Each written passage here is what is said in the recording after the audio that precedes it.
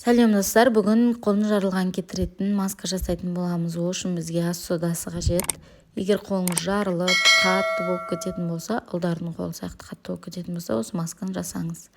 Және мен авокадо майын қолдандым.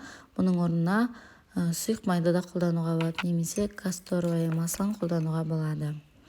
Осылай ас содасы мен майды араластырып, қолыңызға әдемілеп жағасыз. Тек қана жағып қоймай, 5-10 минуттай осылай массаж жасау қажет. Қан айналымын жақсартады және өзіңізге көңіл бөліп, көңіл күйіңіз де көтеріледі.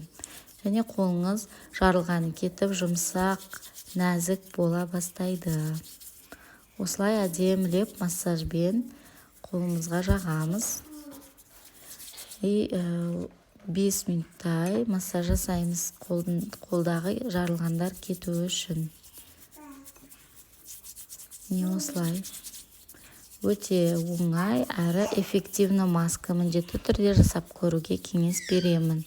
Осылай қолыңызға жақсылап массаж жасап болғаннан соң жылы сумен жуып жібересіз және қолыңызды сүртесіз. Қолыңыз майлы болуы мүмкін, бірақ ештеңе етпейді, біраз уақыттан кейін кетіп қалады. Міндетті түрде жасап көріңіз, каналыма жазылып алыңыз.